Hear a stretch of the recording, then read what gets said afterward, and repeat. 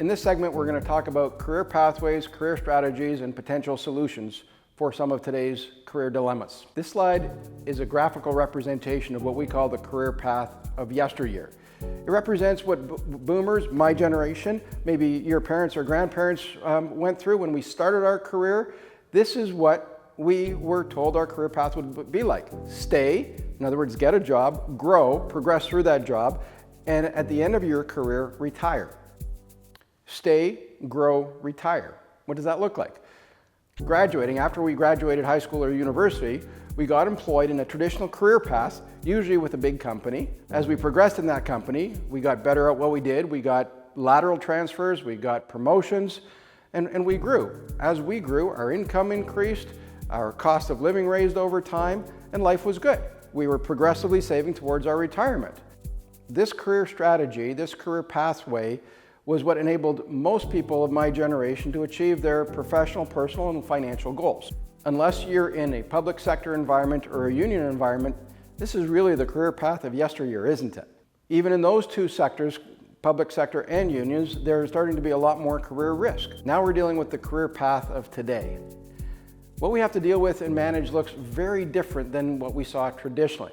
There are a lot more twists, there's turns, there's detours, there's road closures, and we have to navigate all the way through that. Rarely are people able to stick on one career path today with one company where you're there forever and the working conditions are favorable and progressively growing.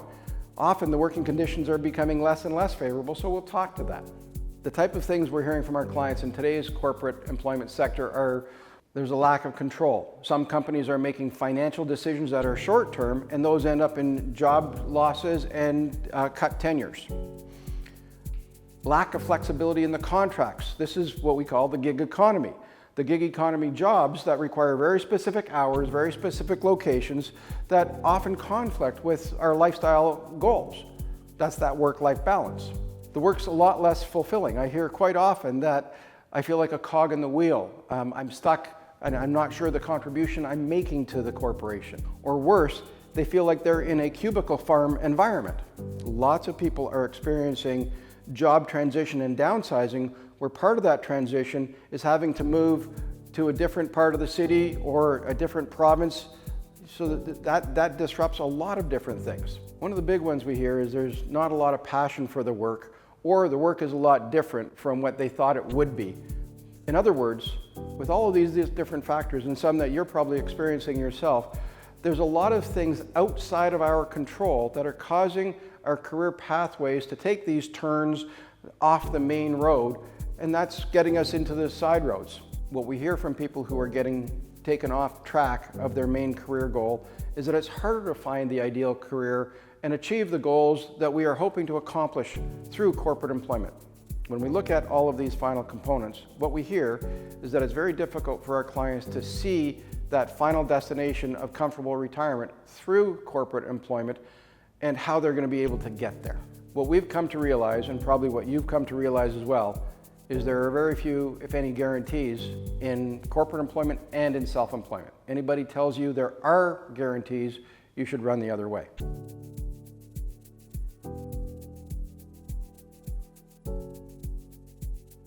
First of all, you have to assess your goals and objectives and define them in as great clarity as possible. Then you have to look at what are the best potential pathways and strategies to achieve those goals, which is really what we already talked about. There's only two: corporate employment and self-employment. So let's look at the career path of today. Let's face it, the rules of corporate employment now are very different than they were 10 years ago. Unless you're in a public sector or union job, as I've already said, job security rarely exists. A CBC article came out in December of 2018 stating that 75% of Canadians would leave their job tomorrow for a better opportunity. So there's a lot of dissatisfaction out there in the corporate world, isn't there? People regularly tell me that they're tired of the do more with less for less syndrome. More work, more responsibility, more time put in to get the work done, but with less people to do the work, less support, and less financial and operational resources. With what feels like less compensation, more work, but the same compensation what you're getting paid, the work has to get done by who's left, less recognition, and less control. Let's look at risk from several different perspectives. First, let's look at the perception of risk around a corporate job. I think as you look at all of the questions here, none of them can be answered anymore with a yes. As we've worked with clients in job transition in recent years, we're hearing a lot of concerns with the risk of corporate employment.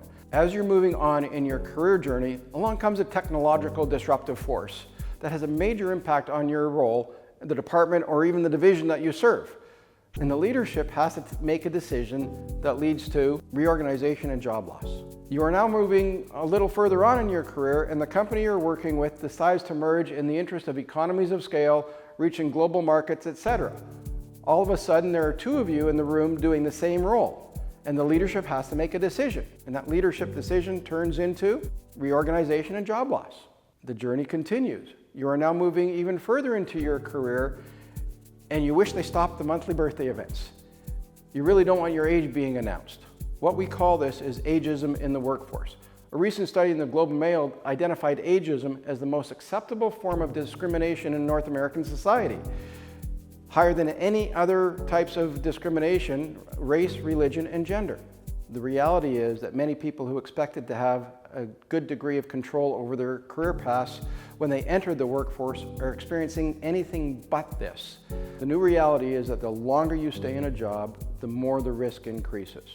With the current and future uncertainty around employment and employment gaps in between jobs, a different strategy needs to be considered in order for you to be able to achieve your financial goals around long-term wealth creation and building to retirement. One of the possible solutions you may not have thought much about before today is business ownership. In corporate employment, you're reliant on the job for as long as you have the job. With business ownership, though, you can create a business that can provide income over a lifetime and build equity for the long-term wealth creation. It can lead to a really nice retirement down the road. As I've already said, there are no guarantees in business ownership, and a lot of people choose not to do it because it's risk for reward. And that's part of the decision that you have to square off with. Is there enough reward for the risk that you'll consider? When business ownership is done right, it can be a very exciting and lucrative path. So we're going to talk a lot about business ownership and focus on franchising as we go throughout the remainder of this presentation. If you're in between jobs or contracts, instead of using your current job gap or detour to find your next gig economy contract, that's a 6-month to 2-year contract, we recommend that you use part of your time during this gap, this detour, to thoroughly research business ownership options. You see, it only takes 8 to 15 weeks to completely research your business ownership options. If it's the right business, then you can decide whether or not now is the right time to buy it. If it's not the right option, then you have that much more focus on your corporate career path. If you do buy the business, instead of using those unemployment gaps to look for another job, once you buy the business, you're going to be leveraging all of that time and effort to start building your business, start deriving value, start building long-term equity for your business. And that creates long-term career security. You want to be aware of what the timeline looks like. Depending on the business you buy, it could take several months to get the location. Then it takes a couple more months to get that location ready to open. Once it's open though, it will still take several months before the business hits break even. That's where the expenses are covered by the revenues, and a little bit longer before you can start paying yourself. We call this the ramp-up period. We advise our clients that for the first 6 to 9 months of the business, you shouldn't be taking any income out of the company. This doesn't mean that the business isn't profitable for that entire time. What it does mean is that you are looking at that profit and investing it into the business to build a stronger foundation. This is why we call year 1 the sacrifice year, year 2 the build year, and year 3 and on are your stride years. After 2 years for most businesses, this is where you should be fully ramped up and running the business at full pace, at full stride. This is where, if you run the business well, you should be able to maintain a steady and predictable business for as long as you want. In other words, a business that meets and exceeds your lifestyle and financial goals if you've bought the right business. What don't you see in this representation after the 2-year mark? You don't see any employment gaps because you're the one in control. You're setting the pace for your business and you're as engaged as you want. One of the other things you want to consider about this stride phase is that you're in complete control. You can determine the angle of trajectory of this line by how hard you want to work. You can control the type, the size, and the kind of team you want to build. You can control how much you work for as many years as you want to work. You can sell the business at a certain point. You can hire a full-time manager to run the business, and you can back off partially or completely. This enables you to be as involved as you want and still draw an annuity income from the business if you decide to back off more. Complete lifestyle flexibility. Let's look a little bit deeper at the risk of time around business ownership. Business ownership can absolutely be scary, but if you run your business well, then the risk of business ownership typically reduces over time. By running a business well, we mean that you're not undercapitalized. You understand your customers' needs and wants, and you're looking after those customers well. This slide is somewhat counterintuitive. The longer business owners are in business, the less risk they feel. This doesn't mean that, like the prior slide with employment and the disruptive forces there, the business owners don't experience disruptive forces. Sometimes they experience more. The difference between owners and those who are employees is this: who is making the decision in response to those various disruptive forces? In the case of employees, as you heard me say, the leadership has to make the decision. In the case of business ownership, it's your company, you'll be making the decision, and you'll be deciding how to respond. This is why we're seeing more people today than we ever have explore business ownership for their next stage in their career. They want to have more control over their careers, and in achieving that, they feel less risk. And here's the really important one. The longer you own a business, the safer it becomes. Well, what do we mean by that? Well, the longer the business is operating, the more efficient that business becomes because of the systems that get developed over time. The owners learn from their successes and they build systems to get more of those successes. The owners learn from their mistakes and build systems to avoid those mistakes and failures. They get stronger business relationships with their customers and with their community. The more systems they build, the better they become at running their businesses and building that strong customer base. All of that creates greater safety and continuity for their business. Imagine for a minute that you had a business and it was successful. How would your life be better? What are we really dealing with when we talk about how my life would be better? Well, from all the observation of many years of working with clients, we really see two primary motivations why people go into business. The first one is the motivation to move away from something that is no longer serving them. We call it career pain. As human beings, it's always in our nature to move away from pain because it's instinct to do so. And moving away from pain is a significant way to make a change. In the case of our career, when things aren't fitting anymore, we say, I'm going to move away from that and I'm going to move towards this. For some people, it isn't moving away from pain. They've quite enjoyed their career. They've achieved a lot of success and growth, but as they reflect on things, they're saying, I want something different, or I want something better. They want something more than what they have. We call that gain. Here's an important exercise you can do after today's presentation. It's as complicated as this piece of paper I'm holding. Across the top, write my career strategy, and then split the page in half, and on the right side of the page, put a subtitle of pain. On the left side of the page, put a subtitle of gain. The next step is to take some quiet time and start thinking about and reflecting on this career path that you've been on up until now. This is the path that you've done your very best to do because you've walked it. Is there anything in the employed space that's causing you to revisit whether you want to keep on going back to the corporate job market or not? If so, what are those pain points? Capture them on this piece of paper. After you've gone through that, then take some time to think about what might be something or some things that you're hoping to achieve differently, gain, than the career path up until now has actually enabled you to do. It could be financial goals.